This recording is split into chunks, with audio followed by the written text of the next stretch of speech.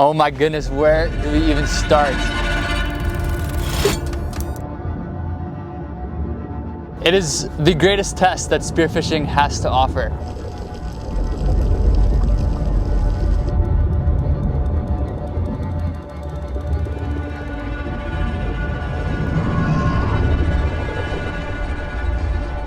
They are pound for pound the toughest fish in the world and my absolute favorite fish to hunt.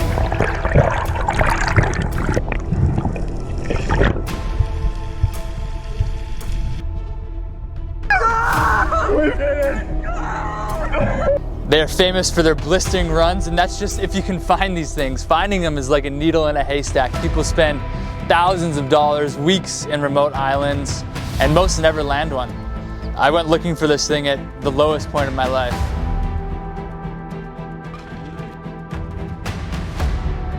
Incredible spot here. So gorgeous, so beautiful. I actually broke one of my fins. This is the story of how I found the fish that made me who I am today. Hey, hey, hey. Woo, woo, woo.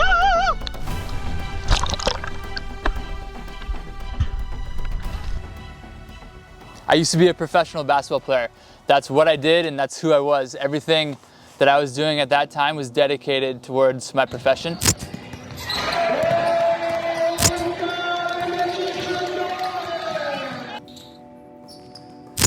And then everything ended. I had one too many injuries. It's a very cutthroat industry. And after my third ankle surgery, I knew that I would never be able to get back to the level that I needed to be at to play a sport for money. So I kind of started looking for what was next. I grew up with a massive passion for spearfishing. It was always at the forefront of my mind throughout my basketball career, but it was kind of always on the side burner. I had allocated all my resources to my career as an athlete. But when that ended, I really went back to kind of the core roots of who I was, and that was a fisherman. I never had the opportunity to hunt true trophy fish, but as I'm researching more into spearfishing, getting into the kind of community a little bit, I kept reading more and more about a species called the Dogtooth Tuna. And everyone I kind of talked to had warned me about this fish. It was, from my understanding, the greatest test that the ocean could give me. It kind of reminded me a little bit about basketball. It demanded everything and gave you nothing. And I was kind of ready to take on this next challenge. So I booked a flight, no local guides, no local knowledge. Every single island that I went to, I had scouted out on satellite maps and topography charts. And I just went for it. I packed everything I had and went on a flight halfway across the world. So we made it to the airport. Got all the bags checked in, everything's set up. Now we're just waiting for the flight. It's an 8.5-hour flight. Solo mish across the Pacific. Let's go. Fingers crossed it makes it.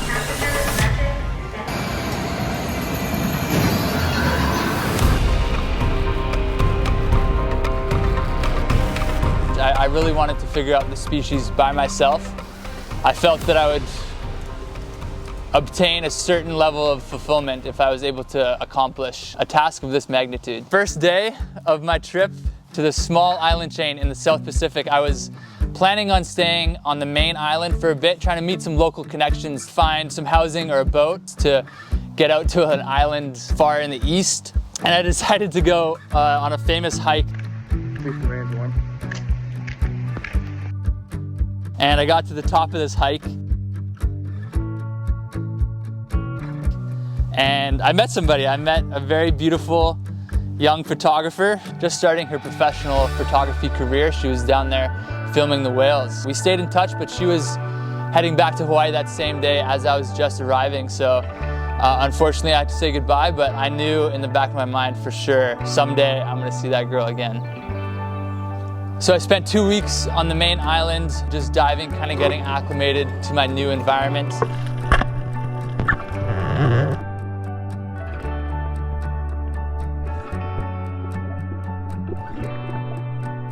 Finishing the day off with an outdoor shower.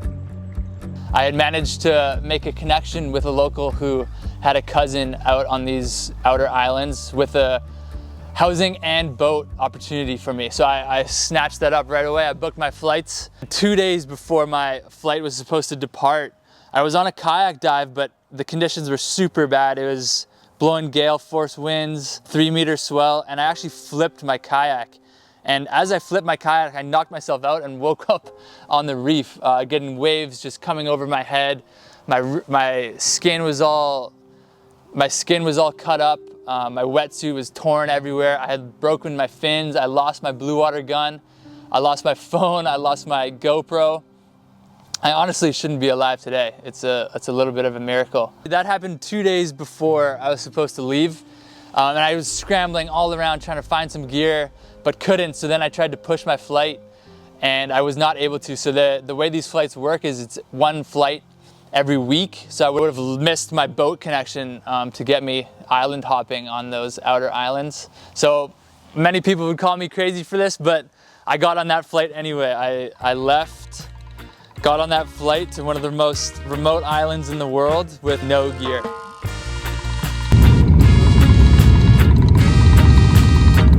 I'm on a tiny remote atoll in the middle of the South Pacific. So the first day I landed there, I knew nobody. The cousin had dropped me off, so I was completely on my own. I immediately went into the little town and found an anchorage with a bunch of sailors, and thankfully I was able to purchase a cell phone from one of the sailors. So I called back to a dive shop. He was gonna order me in some gear from overseas, but unfortunately the problem was that the gear was gonna take 2 weeks to get to my island because they only ship it via cargo ship, and the cargo ship comes once every 2 weeks. So for the next 2 weeks, I had no gear at all.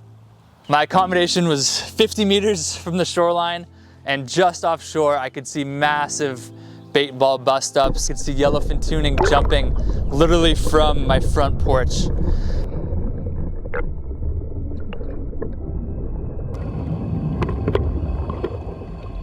Ride the crossing into the village. This side here is the village with about, I think, like 400 inhabitants, and then that down there is just straight country. It was just the most heartbreaking feel. I can't even describe the feeling that I just needed to get out there, and I was just trapped inside my room. But I learned a lot about fishing in those 2 weeks. I kind of had to approach everything from a scientific point of view instead of a fisherman point of view. So I learned the timetables, I learned when these fish would turn on, how certain types of day play into everything. I learned how the moon phase impacts feeding windows, how the current moves. So those 2 weeks were definitely huge for me. I tried to make the most out of a really hard situation. So my gear finally arrived. I was like a kid on Christmas morning. I just sprinted down to the dock. I got my package in my hands. Weapon of choice, this is my 120 inverted roller. We got this Setma Mantra. We're gonna be running 2 floats today. And immediately went to my neighbor who I'd made friends with, and he owned a 15-foot little ponga with a little 15 horsepower on the back. Gear's loaded up. We're en route. So I was like, man, please, we gotta go, let's go.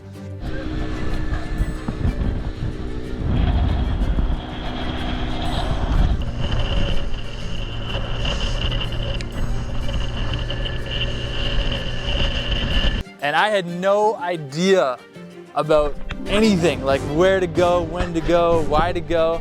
So I just said to my buddy, man, let's go. Let's just go to the outer reef and see what happens. So for the next 4 days, I had the most frustrating diving of my entire life. I've never been more demoralized in the water than those 4 days. I just could not figure out the drift. No matter what I did, I couldn't figure out the correct entry, the timing. I couldn't find where the bait was. It was some of the most frustrating diving that I've ever had to do in my life. Finally, on the 7th day, I'm on the north side of the islands, and it's a very vast and long stretch of reef. So trying to find the correct areas to hunt was proving to be super difficult. I was drifting down from north to south down the ledge of the reef, and I could see just a little jut in the reef, a little point, and it was facing directly into the current. So I made a quick drop, and I had rainbows stacking throughout the entire water column. For those that don't know, we're actively looking for a species called rainbow runners, unicorn fish they like to target, any kind of big bait fish these dogtooth love to eat. So the second I saw those rainbows, I knew, okay, I could be in the right area. So I took a drop, and sure enough, with a large upwelling and a massive pressure differential, I had a feeling that the doggy could be coming up from the deep, hitting that point, and then darting back down. And sure enough, I saw my first one. So I did a drop, I leveled out, and I came face to face with my first dogtooth tuna.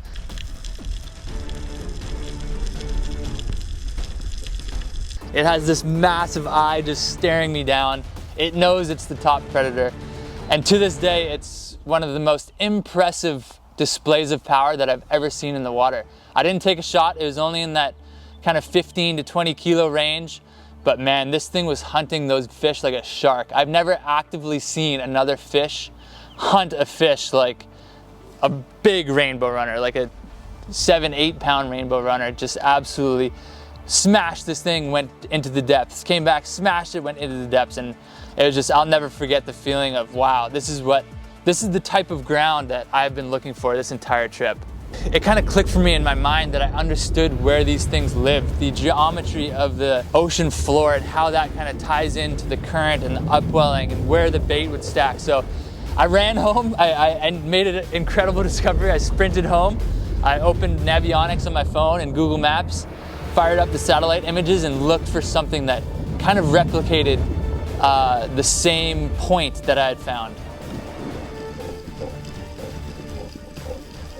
And I found something even better. So that night on my phone, as I was kind of looking through all the maps, I found what I thought to be an incredible discovery. It was a point, but what was special about this point was it was just adjacent to what we call a pass. So these atolls that we're on are actually sunken volcanoes, and they create a massive lagoon in the middle surrounded by a large barrier reef. So sometimes over the years, as these reefs break down, we get what's called a pass. So it's basically a river connecting the open ocean into the lagoon. And what this does, on each tidal change, we have massive amounts of water, millions of gallons of ocean water rushing through this pass, just like whitewater rapids.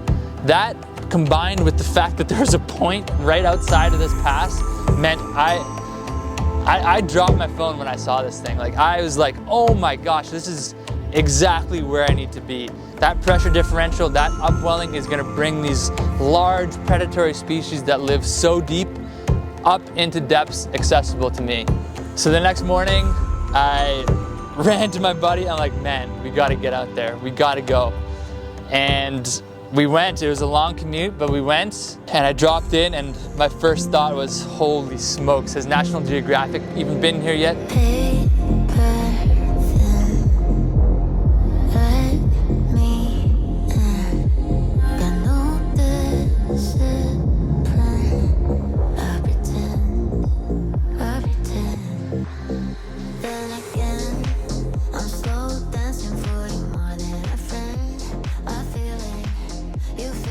Top to bottom, just stacked with bait. Large predators, big GTs, massive sharks. A whole school of rainbows for as far as you could see. I knew the second I jumped in here that I had found what I was looking for. I wasn't gonna go anywhere else the rest of this trip. This is where I needed to be, and this is where the monsters lived. For the next 4 days, I dove this spot harder than I've ever dove in my life. I tried to figure out the tide windows, I tried to figure out the moon phases, I tried to figure out the time of day, when that current would hit that specific spot on the reef, the perfect time I wanted. I mapped the bottom of the ocean until I could navigate it blind. We landed a lot of good fish. We landed a lot of good reef fish.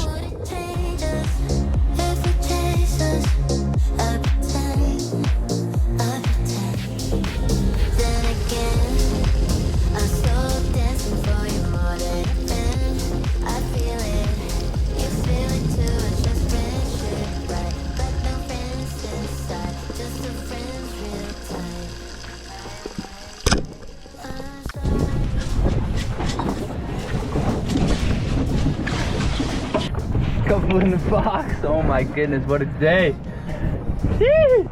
One dive comes to mind specifically, a perfect example of hunting dogtooth tuna. I was so deep, definitely at the kind of the edge of what my body was capable of at the time. I was lying on the reef, and I will remember this dive for the rest of my life. I'm lying on the reef, currents running north to south.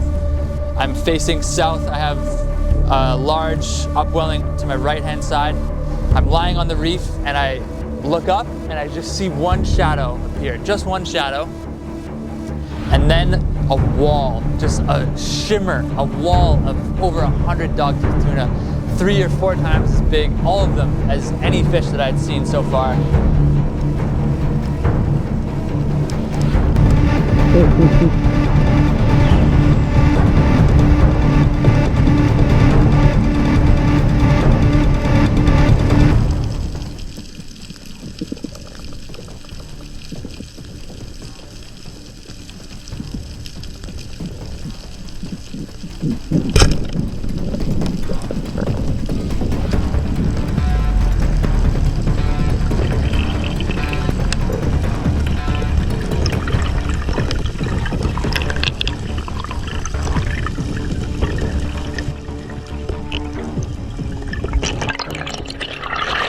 And I lost my breath. I had no idea what to do. I turned my gun, I tried to turn my gun, angled on him, and I placed a really good shot for how starstruck I was. Right behind the gill plate, kind of quartering away, aiming for the opposite eye. I could see I didn't have a slip tip at the time. I could see my double barb penetrate and deploy. So I was like, man, this is on. I saw my floats just scream past me. It was the most electric feeling I've ever had in the water. To this day, my favorite dive. So I rushed to the surface, screamed at my buddy, yo, yo, yo, come over, come over. Started pulling him up, and I just felt like I had gold in my hands, and it just melted through my hands. Whole school. Yep. Oh my. Oh my. This is. A whole wall of tuna. And I hit one, but it ripped off. Oh no, it didn't rip off. We lost the shaft. What? Yeah. No, it ripped the shaft. It was crazy. Was it massive? It was, dude, it was huge. The biggest fish I've ever seen. By far the biggest fish I've ever seen. I don't know what happened. The fish had ripped the loading tab off of the spear. I just cannot believe that was the failure point, and that was my first introduction to shooting a dogtooth tuna. It ripped the loading tab off my spear. The weld had failed, and I lost that fish. I sat on the dinghy for like 15 minutes, just like, what is going on? How did I have this? I have no idea. Once in a lifetime encounter, and a bad weld let me down. I don't know what to do but now. I've never been more motivated in my entire life to get back out there. So that night, I'm back in my accommodation, and I had actually met the owner of the house, and he had just purchased probably the nicest private vessel in the entire country. So I was like, hey man, I found this spot, we gotta hit this spot, let's go tomorrow. So I convinced him to bring me on a super nice boat.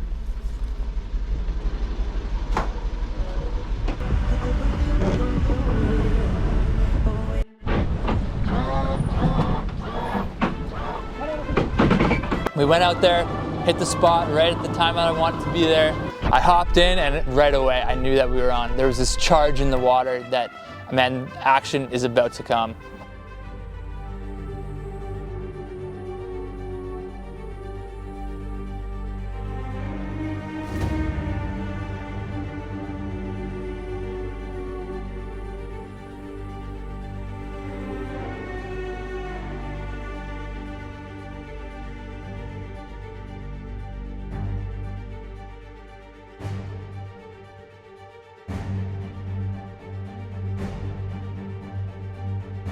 I know that this is the spot to be at. I've had success, and now is my time to hopefully make this thing happen. It was about the 3rd or 4th drop, maybe on our 3rd drift. You only get about 1 drop per drift at this spot. So I did my drop, I kind of leveled out, and I could see a big school of doggies, maybe 4 or 5 doggies kind of coming in from my right. So I leveled out. I let the 2 smaller ones swim by me. I saw a bigger one in the back and kind of waited.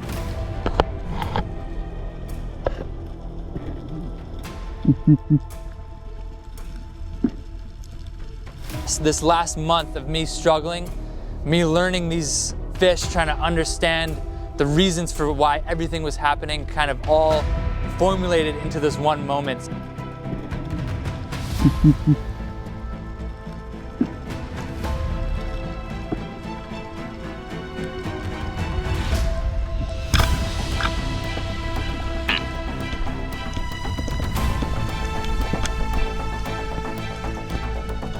And I executed. I waited, I was down there, I was patient, I waited for that fish to kind of intercept me, then I placed a shot. I shot this fish a little bit low. He's a little bit further away than I had anticipated, that a little bit of that depth perception issue, and he took off. I scrambled, I swam so fast to the surface, just scrambling for air. I yelled at my buddy, hey, let's go, let's go, let's go. He came rushing over. I was like, man, good fish, but bad shot, terrible shot.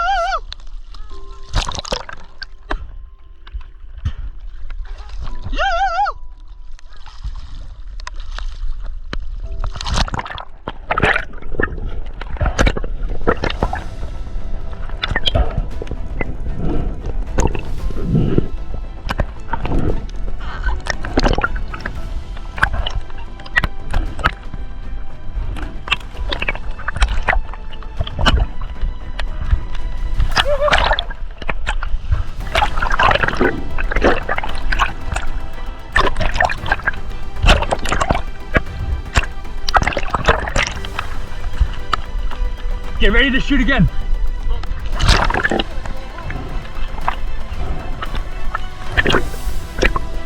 So I was just begging him, please dive on my fish, dive on my fish.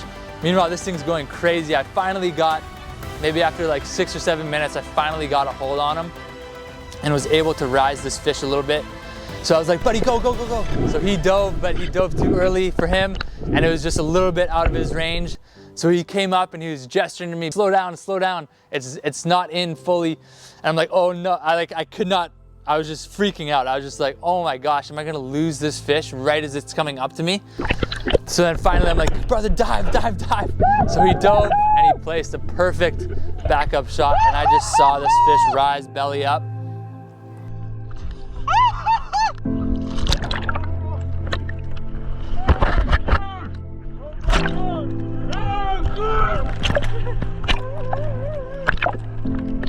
Let's go!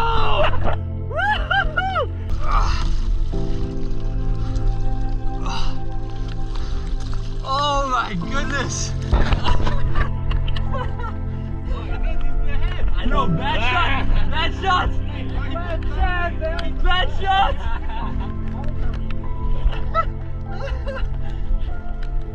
And I got that fish in my hands and I was just overwhelmed with joy.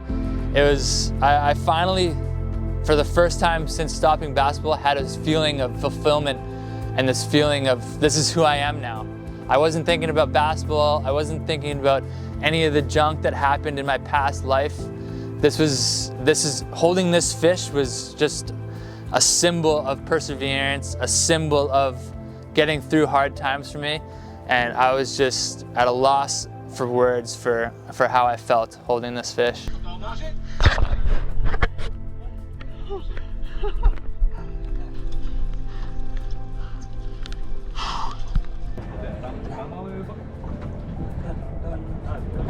Perfect. Thank you.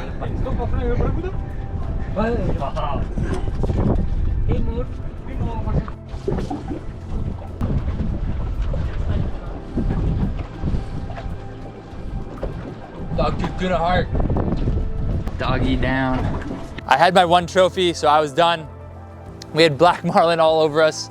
We had sailfish jumping, yellowfin tuna busting up, but I knew I had taken all that I needed that day. So we rushed home. I had a nice jobby, a nice uku, and my doggy. So here's my first dogtooth tuna. Unbelievable. Look at this velociraptor head. Just insane teeth. Wow, what a day. amazing. So stoked. Also came across this Doza Uku. Shot 3 Uku total. Unfortunately, the GoPro had died at that point, so I didn't get them on camera, but man, so stoked on these fish. I'm lost for words. Unbelievable. Gonna be incredible sashimi. Hopefully having some people over. Just a selfie for the... There you go. For the fans. Yes. Hey mama.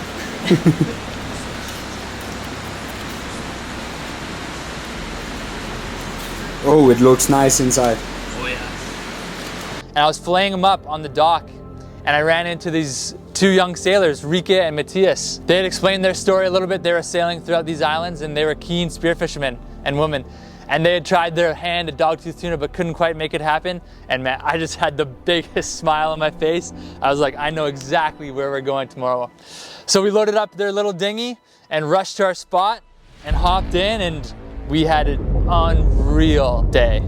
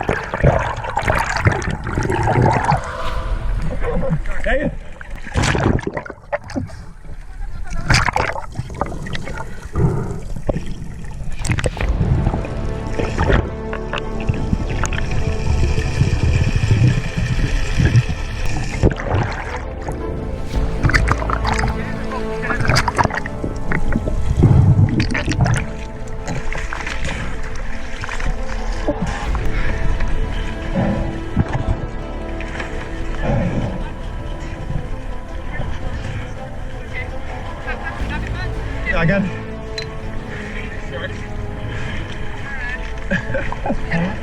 I can't believe that.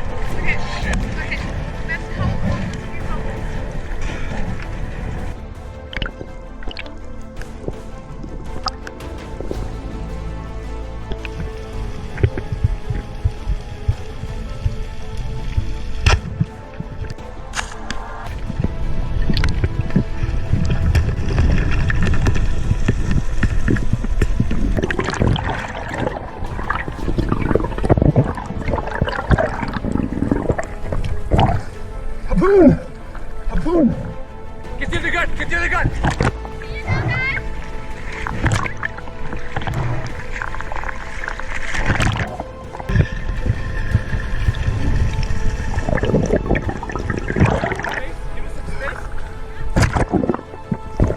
How did I miss that?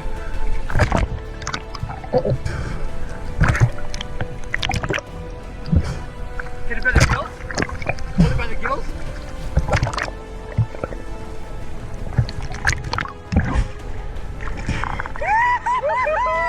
Let's go!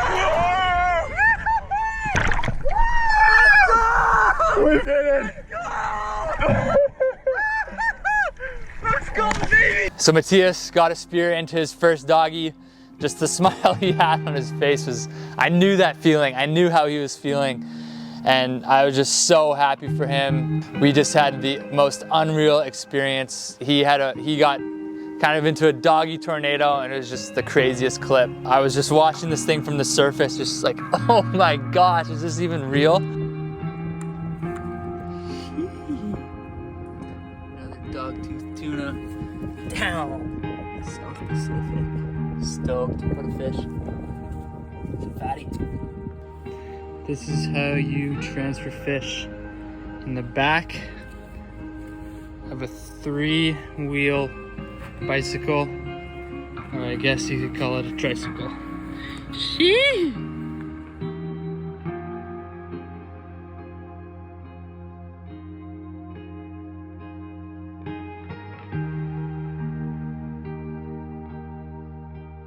And that was my life for the next 2 or 3 months. I stayed out on these islands, I was just living like the locals, kind of living off the ocean, extremely basic living, just trying to find myself again.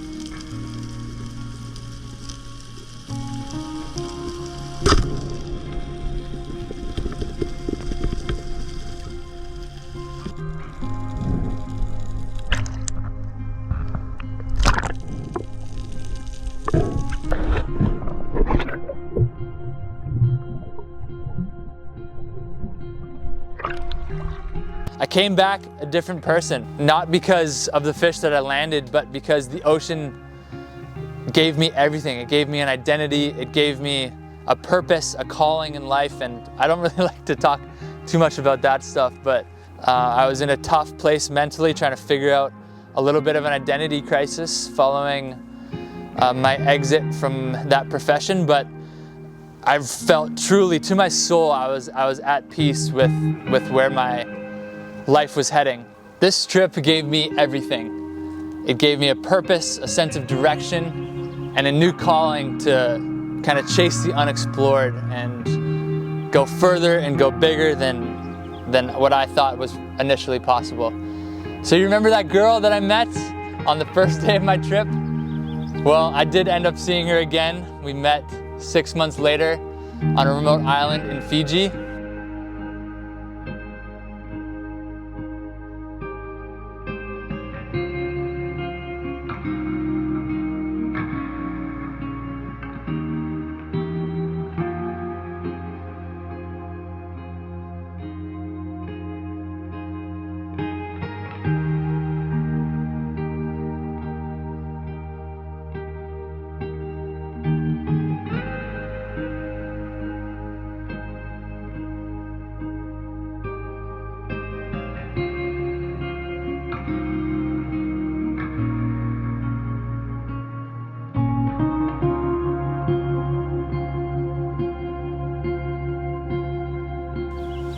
And she became my wife.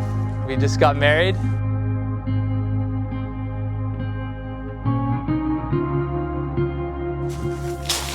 Everybody, this is Grace Catherine. And now we're building this YouTube channel with hopes of one day taking this thing international and sailing around the world, targeting more of these just out of this world species. Thank you guys so much for watching. This is the start of the dolmens, and all because I decided to go chase a dogtooth tuna. Thank you for being here. Thank you for taking the time to watch, and we'll see you in the next one.